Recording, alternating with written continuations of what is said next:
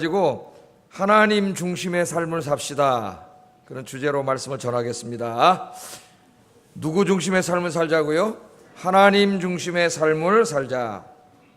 우리 인간은 자기가 사랑하는 대상을 중심으로 마음에 품고 자기가 사랑하는 것을 위해서 그것을 중심으로 그렇게 살아갑니다. 예를 들면은 자기를 사랑하는 사람이 있어요. 자기를 안 사랑하는 사람이 있습니까? 다 자기를 사랑하죠? 자기를 사랑하는 게 나쁜 거예요? 좋은 거예요? 예, 어떤 사람 너무 자존감이 낮아가지고 자기에 대해서 이렇게 좋지 않게 생각하는 사람이 있는데 그건 병들은 거예요. 자기를 사랑해야 되지만 어떤 사람은 지나치게 자기를 사랑해요.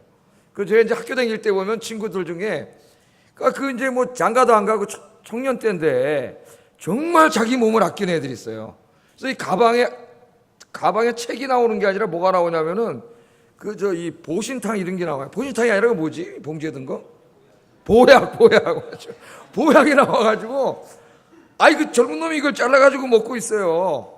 또 먹고 있는 분 있으면 죄송합니다. 잡수세요.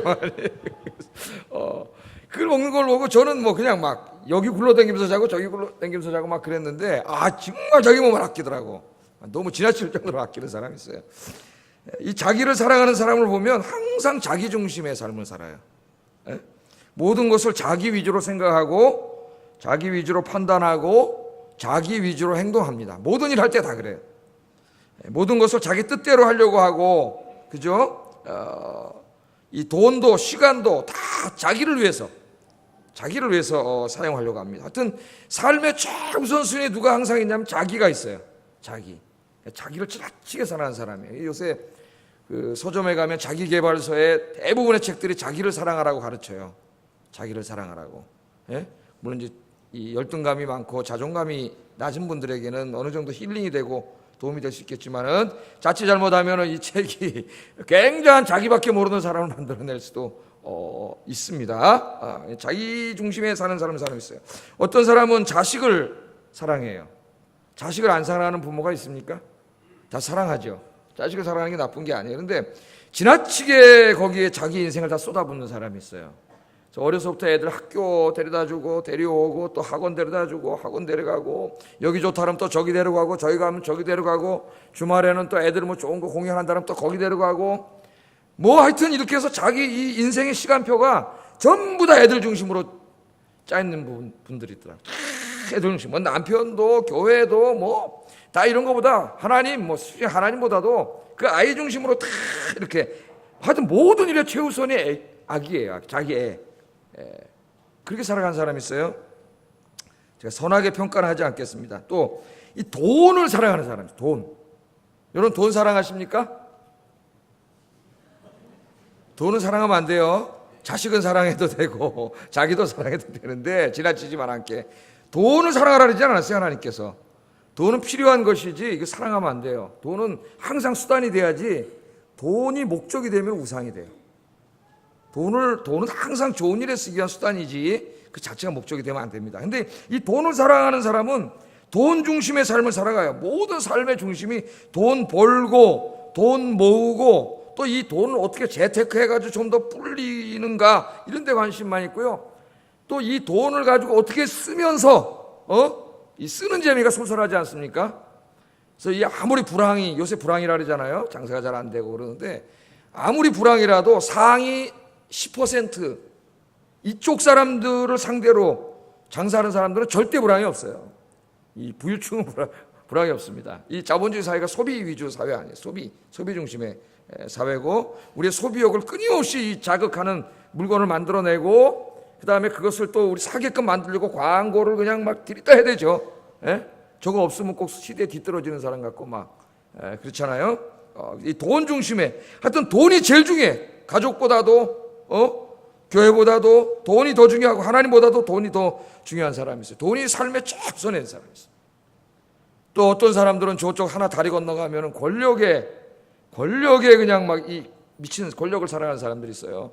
그래가지고 하여튼 우리나라가 지금 이 지진도 나고 막 그래서 국민들이 불안하고 핵 미사일 빵빵 저쪽으로 쏴대고 지금 핵무장하고 막 지금 굉장히 안보적으로 어렵고 국민이 불안해 있는데도 내년에 대통령 선거 이거만 하여튼 이기려고 하여튼 눈이 시뻘게 가지고 지금도 정쟁을 일삼고 하여튼 뭐 여당을 지지하는 분도 있고 야당을 지지하는 분인데 제가 여당 야당 편들려고 하는 말이 아니라 그런 말이 아니에요. 이 도대체 이 장관 해임 하는 게 지금 우리 국민이 지금 어려운데 무슨 이게 지금 의미가 있어요 이게? 그것도 무슨 그 사람이 무슨 도덕적으로 뭘 잘못했거나 뭐 정책적으로 뭘 큰 실수를 해가지고 하는 것도 아니에요. 국회 청문회 자기들이 했는데 거기에 대해서 좀 불만을 표시했다고 불쾌하다고 그걸 갖다 해임 건의안 해임 시키는 건 아니지 대통령이 안 하면 그만이지만 건의안을 내고 그게 지금 우리 국민의 삶에 무슨 관계가 있냐고. 참 안타까운 일이에요. 뭐 그게 야당이 됐든 여당이 됐든 뭐 여당도 그런 일 비슷한 일을 하고 그러는데 이게 다 마찬가지예요. 마찬가지. 오늘 여러분 우리 그리스도인들은 하나님 중심의 삶을 살아야 됩니다. 할렐루야. 하나님 중심의 삶을 우리는 살아야 돼요. 돈도 아니고 자식도 아니고 물론 돈도 자식도 필요하고 사랑해야 되고 자기도 사랑해야 되고 돈도 필요하고 뭐 권력도 뭐 선하게 쓰면 있으면 좋고 그렇지만은 우리는 그런 것들이 우리 삶의 중심이 되면 안 돼요. 그런 것들은 다 수단일 뿐이에요. 우리 삶의 중심은 하나님이에요. 하나님.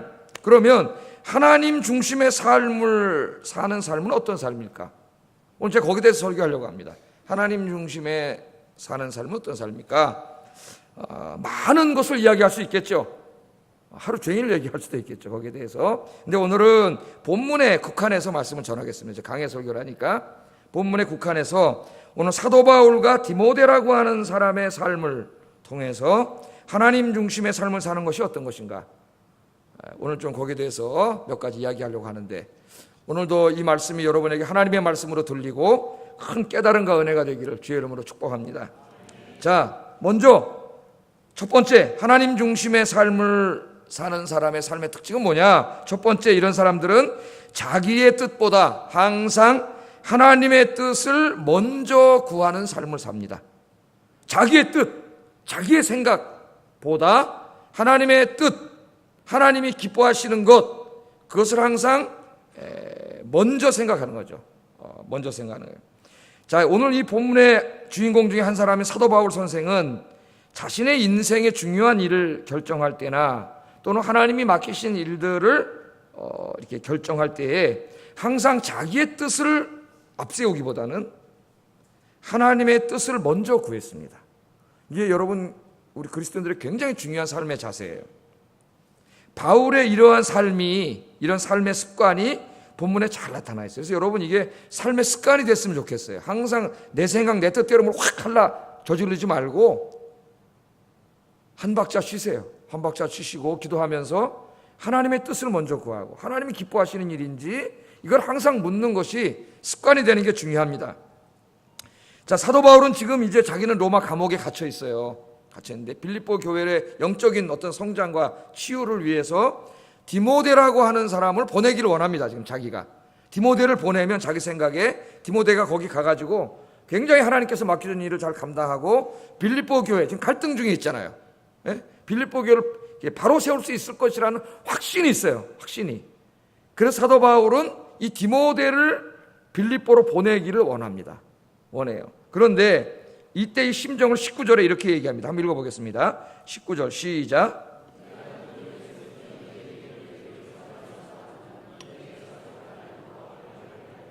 아멘. 내가 바란다, 내가 희망한다 그 말이죠. 내가 희망한다, 내가 바란다. 뭐를 목적어가 뭐예요? 디모데를 보내기를. 누구에게? 너희에게. 너희에게. 내가 바란다, 디모데를 너희에게 보내기를 바란다 그 말이죠.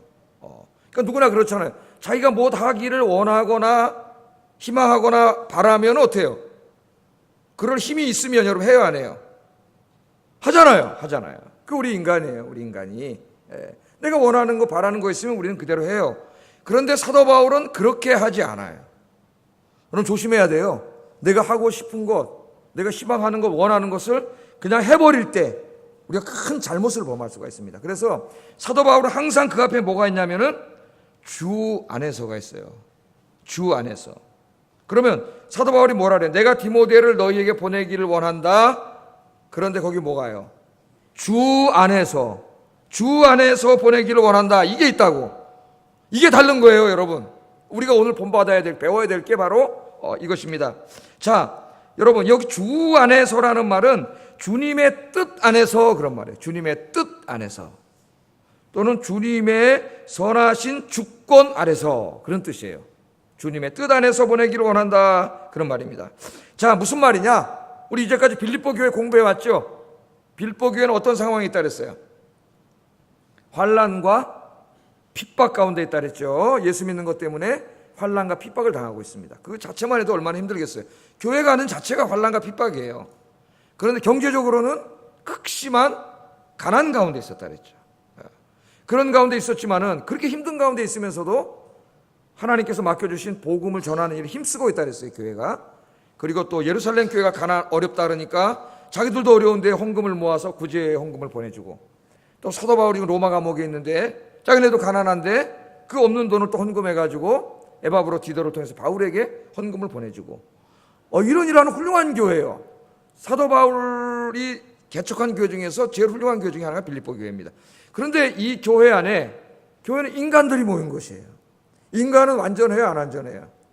인간은 완전하지 않아요. 인간은 그 안에 뭐가 있어요? 죄성이 있어요, 죄성이. 저도 죄성이 있어요. 이게 기도하지 않으면 죄의 뿌리가 올라와요. 죄가. 저 자신도 마찬가지예요. 기도하지 않으면 이게 올라와요, 죄가. 보여주지 않아야 할 모습이 올라와요, 인간에게. 그러다 보니까 이 빌립보 교회 이렇게 열심히 주를 섬기는 가운데에서 어떤 사람들이 더 열심히 섬기는 분들 중에서 자기가 으뜸이 되려고 하는 사람들이 생겨요. 항상 교회 문제는 여기서 생겨난다고 제가 이미 설교했죠. 내가 우리 교회의 으뜸이다. 그래서 내 생각, 내 뜻, 내 말 이런 게 굉장히 영향력이 있어야 되고 힘이 있어야 되고 내 뜻대로 움직이려고 하는 한 사람만 있으면 모르겠는데 두 사람이 나타나면 어떻게 돼요? 갈등이 일어나고 다툼이 일어나고. 그래서 안타깝게도 이 좋은 교회가 지금 하나가 돼서 이 주님 맡겨준 사역을 감당해야 되는데 갈등이 있어요. 그러니까 바울이 이 얘기를 들었잖아요. 에바브로 디도에게. 이게 마음이 안타깝단 말이에요. 이 교회를 어떻게 치유할 수 있는가?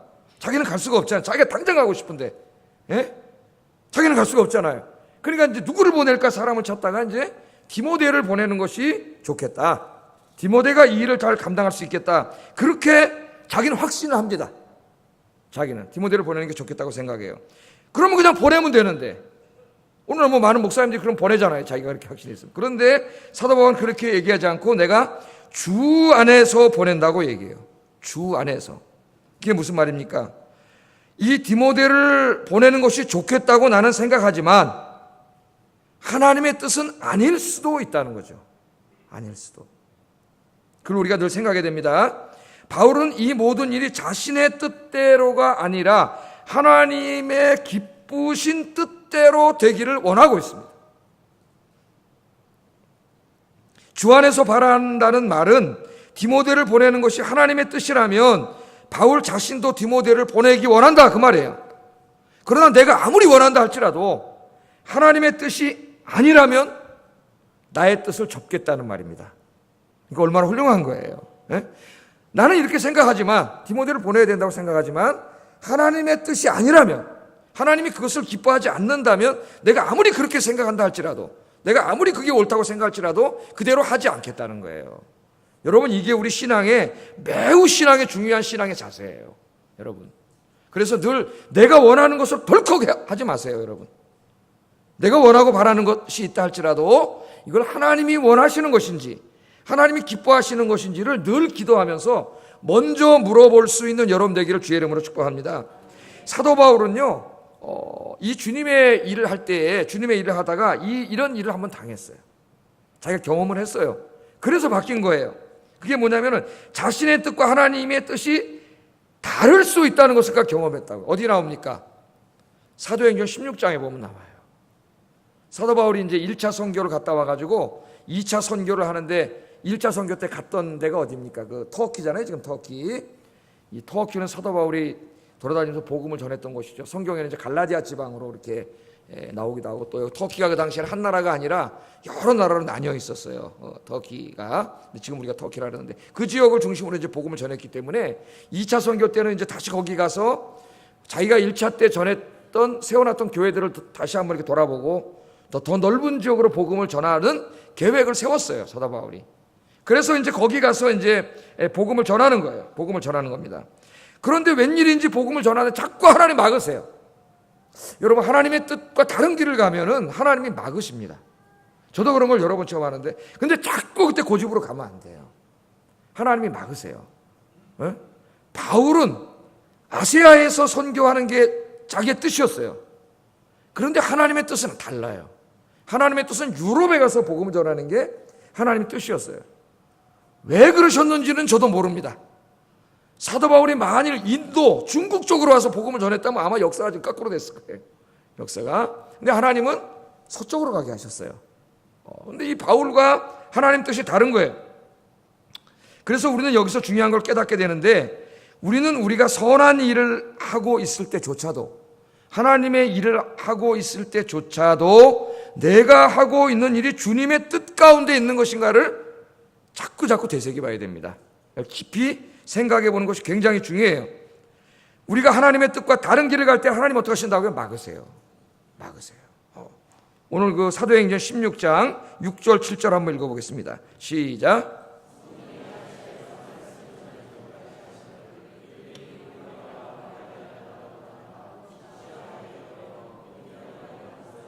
예수의 영이 허락하지 아니하는지라. 아멘. 자, 아니 복음을 전하는데 왜 하나님이 못하게 할까요? 이상하잖아요, 그죠? 전도하고 선교하는 하나님 제일 기뻐하시는 일하는데 왜 자꾸 하나님 못하게 할까요? 하나님 뜻과 다르기 때문이에요. 누가는 뭐라고 기록하냐면, 바울이 복음을 전할 때 성령께서 아시아에서 복음을 전하지 못하게 하셨다고 말을 하고 있고요. 또한 바울이 계속해서 이것을 어기고 터키에서 복음을 전하려고 하자 성령께서 이걸 허락하지 않았다 그렇게 이야기를 하고 있습니다. 그러니까 바울은 지금 이 터키 와서 자기가 할 계획을 잔뜩 세워 갖고 왔어요. 잔뜩. 그런데 아마도 이 선교 계획을 세울 때 하나님과 상의하지 않은 것 같아요. 저도 그런 실수를 제 인생에 많이 정하는데, 제 인생의 계획을 다 세워놨습니다. 제가 프로젝트를 다 세워놔가지고 이렇게 하고, 몇 살 때 이렇게 하고 몇 살 때 은퇴해서 다 계획을 세워놨어요. 몇 살 때 공부하고 몇 살 때까지 가서 박사학위를 따고 이렇게 공부해가지고 계획을 다 세워놨어요. 그런데 그대로 된 게 없어요. 조금 된 것도 있지만 된 게 없어요. 제가 계획을 세고 기도 안 했다고? 기도도 했어요. 근데 어떻게 기도를 했냐면은, 계획은 내가 다 세워놨어요. 계획은. 그 하나님 앞에 가서는 뭘 기도했을까요? 결제 받으러 갔습니다. 하나님, 내가 다 계획 세워놨으니까 이대로 해주실 줄로 믿습니다. 항상 이런 기도를 많이 한 것 같아요. 근데 하나님 그대로 해주질 않으세요. 내가 이대로 해서 하나님이 이루어주시면은 내 인생, 맨날 내가 인생 다 머리 짜서 계획 세워서 내 머리로 하나님 이루어주지 않으세요. 막으세요. 그 길로 못 가게 하신더라고요. 그럼 어떻게 됩니까, 여러분? 여러분, 이걸 그렇게 기도하는 사람이 많아요. 그리고 자기가 기도 많이 했다고 생각해요. 여러분, 그렇게 하지 마세요. 여러분, 어떤 일을 시작할 때에 시작 단계부터 기도하세요. 시작 단계부터. 이 일을 내가 하려고 하는데, 그게 여러분 인생에 관한 일이든지 뭐 직장도 좋고 결혼도 좋고 다 좋아요. 어떤 일이든지, 아니면 교회에서 어떤 하나님 맡긴 일을 할 때든지 먼저 하나님께 기도하세요. 기도하면서 내가 이런 일을 하려는 게 하나님 기뻐하시는 일인지, 하나님의 뜻인지를 먼저 구하고, 내가 이런 일을 계획 세울 때에도 하나님과 늘 같이 해야 돼요. 그 단계부터. 근데 우리는 이런 것들은 자기가 다 해버리고 이거 가지고 가서 하나님한테 결제해달라고 내밀어. 근데 하나님 보니까 하나님의 뜻이 아니야. 그럼 일이 될까요, 안 될까요? 안 되지 않아요. 하나님의 뜻은 여기에 있는데 나는 일로 가고 있어요. 지금 바울이 그런 거 아닙니까? 하나님의 뜻은 유럽인데 바울은 지금 이쪽 아시아에서 자꾸 가는 거예요.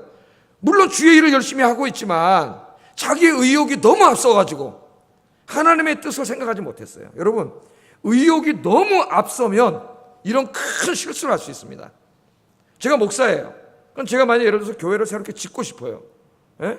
그래서 제가 계획을 다 세웠어요. 교회 건축의 계획을 다 세웠어요. 그런데 하나님은 교회를 짓지 않는 게 하나님 뜻일 수 있어요. 그럼 내가 계속 건축을 해나가려고 하면 어떻게 될까요? 하나님의 뜻과 반대로 가는 거예요. 그래서 그런 일을 할 때는 목사가 먼저 하나님한테 무릎 꿇고 기도하면서 하나님 기뻐하시는 일인지를 계속 하나님 뜻을 구해야 되고, 뿐만 아니라 성도님들과 함께 기도하면서 그 뜻을 구하는 게 옳아요. 그게 옳아. 의욕이 너무 넘치면, 의욕이 넘치고 열심히 넘치는 분들에게 생기는 가장 큰 단점이 뭐냐면 하나님의 뜻을 묻지 않는다는 거예요. 하나님의 뜻을. 오늘 사도 바울이 그렇지 않습니까? 하도 깨닫지 못하니까 하나님께서 환상을 보여주셨어요. 환상을. 3번이나 깨닫지 못합니다. 하나님이 3번이나 막았는데 계속, 왜냐하면 자기가 계획을 다 세웠거든. 자기 비전이 있거든. 꿈이 있거든요. 그러니까 하나님이 3번이나 막았는데도 계속 그게 우리 인간의 실수예요, 여러분. 이거 조심하셔야 돼요. 여러분 교회 섬길 때 다 교회에서 여기저기 부서 섬기잖아요. 조심하셔야 돼요. 하나님께서 하도 못 깨달으니까 바울의 그 마음은 알아. 하나님 마음은 자기 영광을 위한 게 아니라 하나님의 영광을 위하려는 그 마음은 알아요, 하나님이. 그러니까 깨닫게 해주시는 거예요. 이 사도행전 16장 9절 10절 읽어보겠습니다. 시작.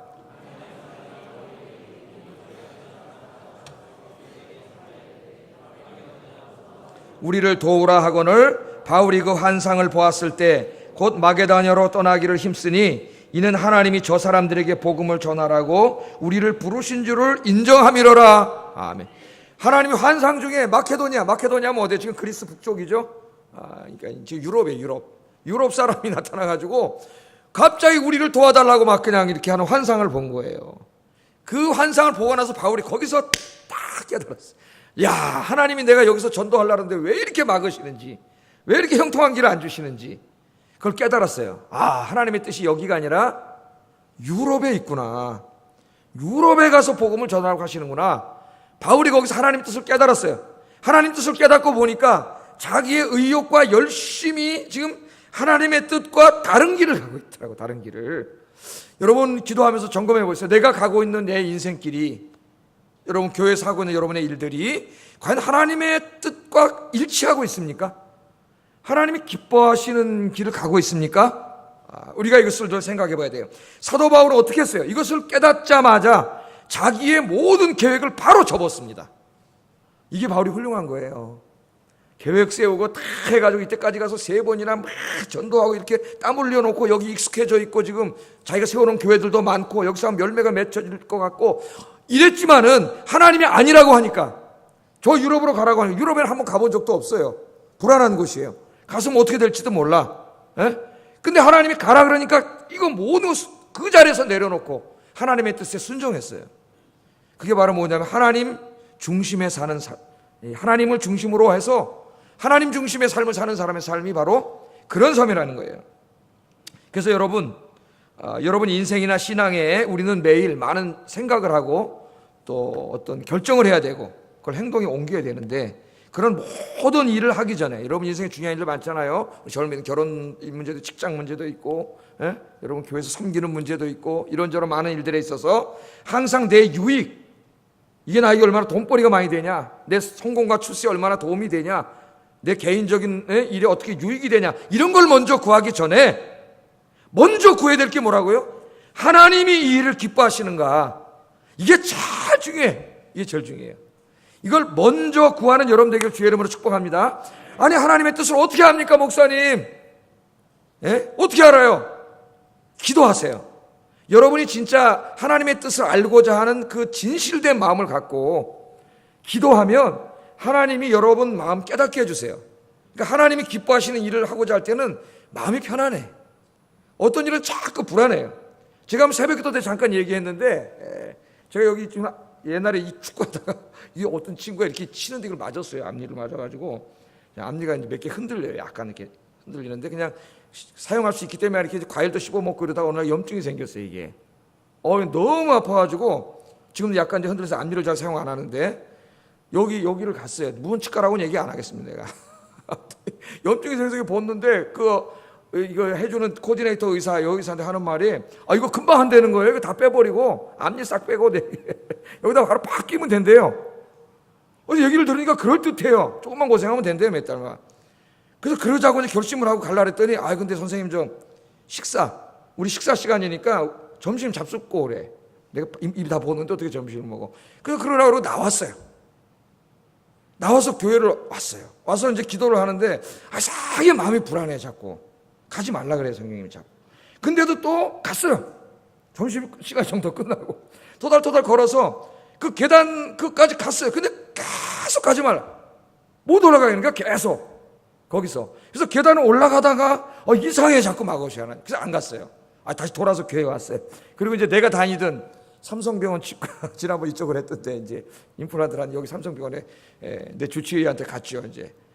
갔더니 이렇게 보더니 이제 이렇게 하면서 아직 쓸만합니다. 그러더니 이 앞니는 뭐 그렇게 많이 사용 안 하니까 미용으로 내비로 두고 그냥 내버려 두래요. 괜찮대요. 이거 좀 염증만 빼고 치료하면 된다는 거. 그리고 지금 염증 났을 때 빼면 큰일 난대. 이게 다 퍼져가지고. 에? 그 의사 서울대학 나온 아주 명의사인데. 그래 치료하고 항생제한테 맞고 오니까 아픈 게 싹 사라져요. 까딱없잖아요 지금. 까딱없다 그러면 안 되지. 또 괜찮죠 이게. 괜찮잖아. 그때 제가 체험을 했는데 작은 거 하나 좀 거기서 뺐으면 어떻게 될 뻔했어요. 이거 다 염증이 생겼는데 이거 지금 큰일 날 뻔했어요. 하나님이 이상하게 막으시더라고. 그래서 여러분 정말 여러분이 주님의 뜻을 구하고 내가 정말 하나님의 기쁘신 인생을 살아가기를 원하는 진실한 마음으로 인생의 문제들을 놓고 기도하면은 하나님이 평안함을 주세요. 아닌 건 불안하게 하세요. 아닌 건 불안해. 잘 안 돼. 형통함이 없어요. 그런데 하나님이 기뻐하시는 일은 마음이 편안해져 일단. 그리고 확신이 생겨요. 확신이. 기도하시면 하나님이 선한 길로 인도해 주실 줄로 믿습니다. 그래야 성공적인 인생을 살 수 있지. 하나님이 이 길을 원하는데 나는 지금 계속 내 고집대로 이리로 가고 있으면 어떻게 되겠어? 여러분 기도하셔서 주님의 뜻을 찾기를 주님의 이름으로 축복합니다. 자, 두 번째, 하나님 중심의 삶을 사는 사람은 자기의 일보다 주님의 일을 먼저 구한다는 거예요. 주님의 일을. 지금 여기 말씀을 보면 사도 바울이 빌립보 교인들에게 디모데를 추천을 합니다. 추천을 하면서 이 로마 교회에 믿음 좋다는 사람들이 많은데 이 사람들 중에서 내가 왜 디모데를 택해서 너에게 보내기를 원하는가? 디모데를 뽑은, 그러니까 하나님 뽑은 거죠. 디모데를 뽑은 이유를 이야기해요. 여기에 보면 디모데가 어떤 사람인가가 나와. 20절 22절 한번 읽어보겠습니다. 시작.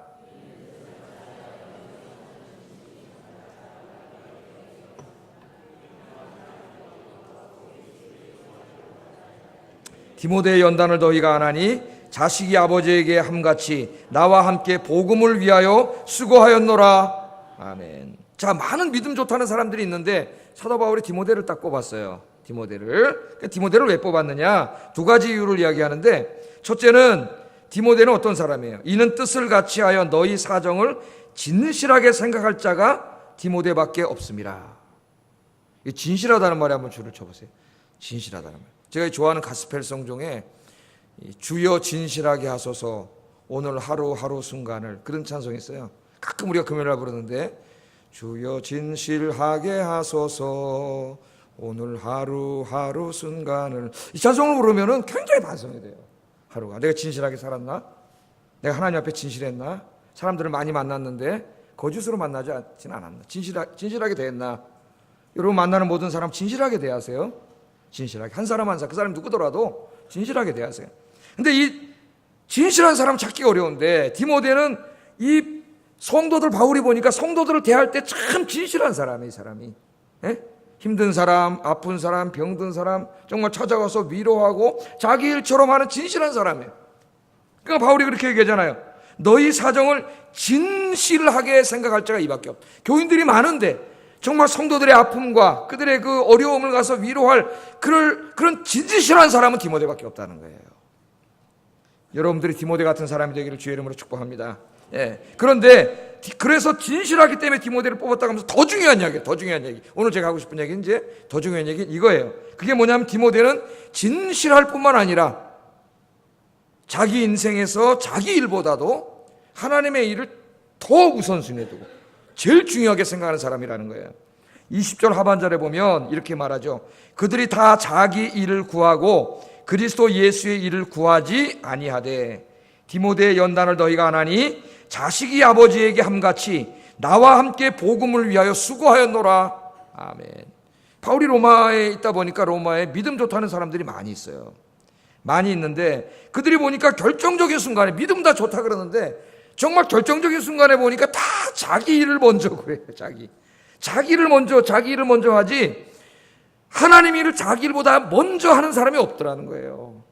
그런데 디모데는 어떤 사람이에요? 그들이 다 자기 일을 구하고 그리스도 예수의 일을 구하지 아니하였지만 디모데는 나를 아버지처럼 여기고 나와 함께 복음의 일에 힘썼다는 거예요. 자기 일보다도, 자기 개인의 일보다도 하나님의 일을 더 소중하게 여겼다는 거예요. 옛날에 우리 어머니 시대에 보면은 그 아버님 시대 우리 어머니들이 보면은 집보다도 정말 교회가 더 중요했어요. 집보다도. 집에 뭔 일 있어도 교회부터 팍 가서 교회를 해놓고 와서 집에 일 하셨는데 요새는 어떻게 하시는지 잘 모르겠습니다. 물론 집도 중요하죠. 집안일도 잘해야 돼요. 기독교인들은 부지런해야 되니까. 근데 디모데는 늘 하나님의 일을 먼저 추구하는 그런 사람이었다는 거예요. 여러분 삶의 제일 우선에 있는 게 뭐예요? 여러분 어떤 일들이면 해야 될 일이 두세 개 겹치면 하나를 선택할 수밖에 없지 않습니까? 그때 여러분은 어떤 일을 선택하세요? 자기를 사랑하는 사람, 자기에게 유익한 걸 택하겠죠. 돈을 사랑하는 사람은 돈벌이 되는 거 택하겠죠. 자식을 사랑하는 사람은 그 자식 쫓아다니는 거 택하겠죠. 권력을 사랑하는 사람은 권력 얻은 데 택하겠죠. 하나님을 사랑하는 사람은 뭘 택할까요? 하나님의 일을 택하겠죠. 하나님의 일을. 우리는 한 사람이 여러 가지 일을 동시에 할 수 없기 때문에 우리가 어떤 일을 결정할 때에 정말 믿음 있는 사람이라면은 하나님의 일을 제일 먼저 선택하는. 그러니까 오늘 11시 뭐 있어요? 예배 시간이잖아요. 그럼 다른 일도 생길 수가 있잖아요. 그럼 어떻게 해야 돼요? 제일 먼저 우선순위를 정해야지. 그 우선순위의 1번이 아니라 0순위가 하나님이 되기를 주의 이름으로 축복합니다. 우리 예수님께서 산상설교에서 제자들에게, 예수님의 제자들은 어떻게 살아야 되느냐 이렇게 말씀하셨어요. 6장 33절 읽어보겠습니다. 시작.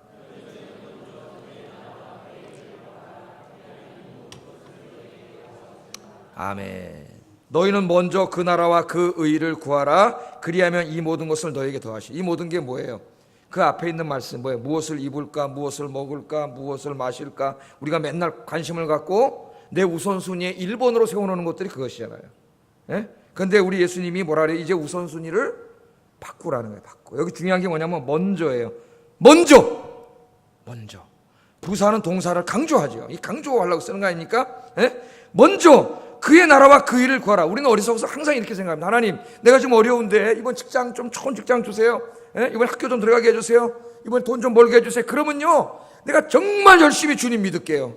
예배도 잘 드릴게요. 봉사 열심히 할게요. 이렇게 기도를 해요. 믿음 좋은 사람인 것 같아요? 나쁜 사람인 것 같아요? 예수님이 시키는 대로 지겹게 신앙생활 안 하는 사람이에요. 이 사람이. 예수님이 뭐라 그랬어요? 먼저 그 나라와 그 일을 구하라. 우리 예수님은 먼저 하라 이거예요. 먼저 주님이 기뻐하시는 일을 하라. 그러면 네가 그렇게 마음에 원하고 있는 그 뭘 입을까 먹을까 마실까 이 모든 것들을 너희에게 더해 주시리라. 믿습니까? 그게 믿음이에요. 그게 믿음이지 여러분. 세상 일 다 하고 남는 시간에 하나님의 일을 하려고 하는 사람은 하나님의 자녀의 삶이라고 할 수가 없습니다. 하나님의 자녀는 하나님의 일을 제일 먼저 추구해야 되는데 오늘 오신 여러분들이 여러분의 삶에 이제부터 영순위가 하나님이 되시기를 주의 이름으로 축복합니다. 여기 우리 젊은이들이 데이트하면서 영순위가 사랑하는 짝순이가 아니라 사랑하는 그이가 아니라 영순위가 하나님이 되기를 주의 이름으로 축복합니다. 무엇보다도 하나님. 마지막 세 번째, 하나님 중심의 삶을 사는 사람은 돈 의지하고 살지 않고 자식 의지하고 살지 않고 권력 의지하지 않고 자기 의지하지 않고 하나님 의지하고 사는 사람이에요. 할렐루야. 하나님을 의지하고 하나님이 도와주실 걸 확신하고 살아갑니다. 23절 24절 읽어보겠습니다. 시작.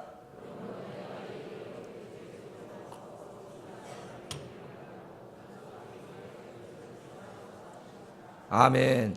이 말씀이 그 말씀하고 무슨 상관이 있습니까? 근데 굉장히 잘 보세요. 말씀을 잘 봐야 돼요. 자, 이렇게 얘기하죠. 내가 디모데를 너희에게 보내기를 할 때는 바라고라는 동사를 쓰고 있습니다. 바란다, 희망한다. 디모데를 보내기를 희망한다는 동사를 쓰고 있어요. 그런데 그 다음에 나도 너희에게 속히 가게 될 것을 얘기할 때는 확신한다는 동사를 쓰고 있어요. 확신한다. 동사 바꿨습니다. 다르게 쓰고 있어요. 자, 이성적으로 우리가 상식적으로 생각할 때는 디모데가 가는 게 더 분명한 일이에요. 왜? 디모데는 그냥 보내면 되는 거니까. 그런데 자기가 가는 거는 확실하지 않아요. 원래 이 상황이. 왜? 자기는 감옥에 있잖아요. 물론 이제 바울이 확신하고 있어요. 자기 석방될 걸. 그러나 아직 몰라. 재판 결과가 어떻게 될지도 몰라요. 사형당할 수도 있어요. 내일.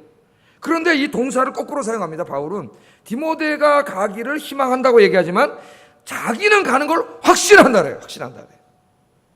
제가 지금 만약에 감옥에 있다면은 감옥에서 지금 나갈 수 없는 상황 속에 있는데 여러분들에게 제가 이야기를 하면서 제가 다음 주일날 교회 가서 설교할 줄로 확신합니다 이렇게 말 못하겠어요. 믿음이 없어가지고. 그런데 이 사도 바울은 지금 확신한다고 이야기해요. 이거는 뭐예요? 하나님에 대한 절대적인 믿음이에요. 하나님에 대한 절대적인 믿음. 이 믿음이 없이는 이렇게 이야기할 수가 없습니다. 이 사도 바울은 자기가 감옥에 있지만은 하나님께서 자기를 석방시켜 주실 것을 조금 더 의심하지 않고 모든 게 불확실하지만 확실하게 믿기 때문에 내가 너에게 갈 것이 확신한다 그렇게 얘기합니다. 이 바울은 하나님의 일을 하면서 이런 일들을 수도 없이 경험했죠. 수도 없이 경험했어요. 불가능한 가운데 죽을 고비 가운데 놓여 있지만은 그때마다 하나님의 능력으로 구원해 주시는 것을 너무나 많이 경험했어요. 그래서 바울은 이런 신앙을 갖게 됐는데, 그래서 사도 바울은 이 서신을 여러 교회에 보내면서 특별히 환난과 핍박 가운데 있는 성도들을 위로할 때에 이 하나님을 의지하고 살 것을 계속 권면합니다. 대표적인 말씀이 이제 로마서에 있는 말씀인데, 로마서 4장 18절 22절. 로마 교인들이 환난과 핍박 가운데 있는데 그들을 위로하면서 아브라함의 믿음을 갖고 살 것을 권면해요. 같이 한번 읽어보겠습니다. 시작.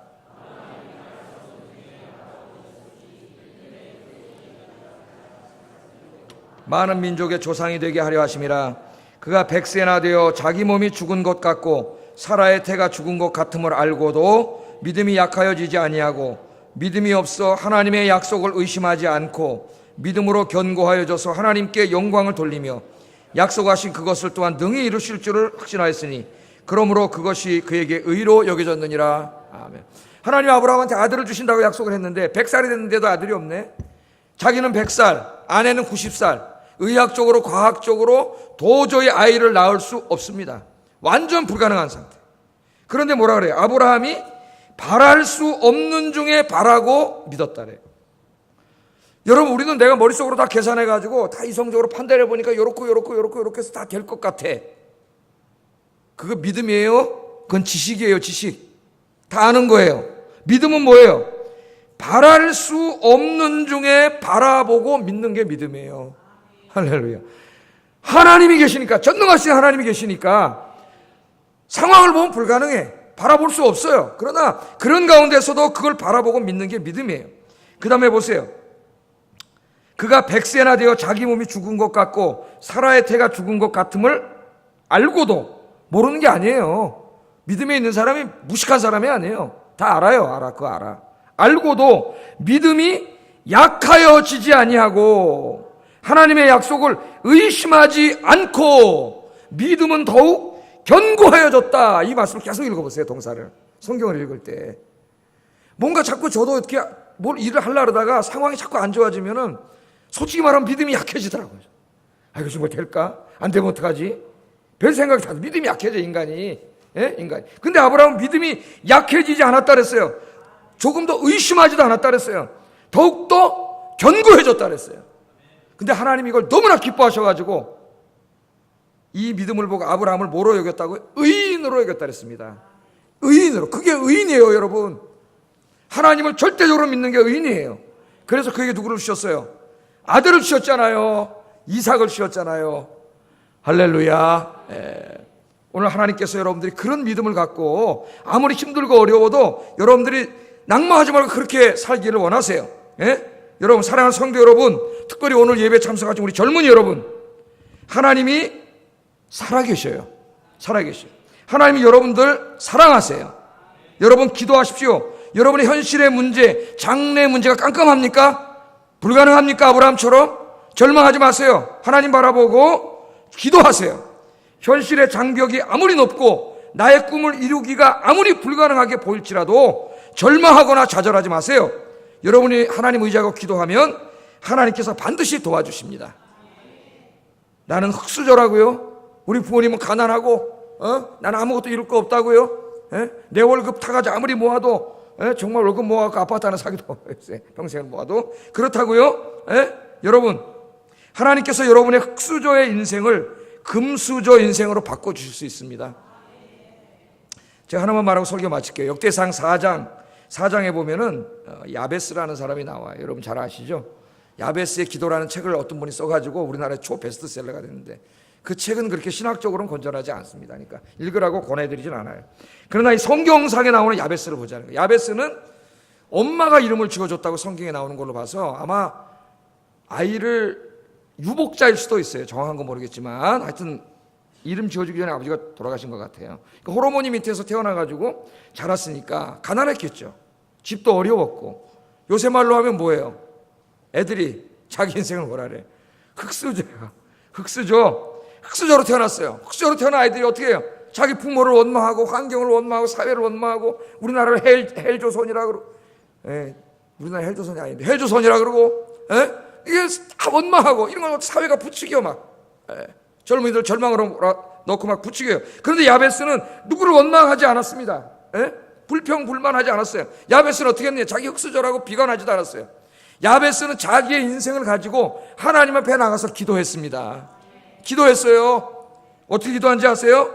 역대상 4장 10절. 우리 젊은이들 기도하세요. 말씀 읽어보겠습니다. 시작.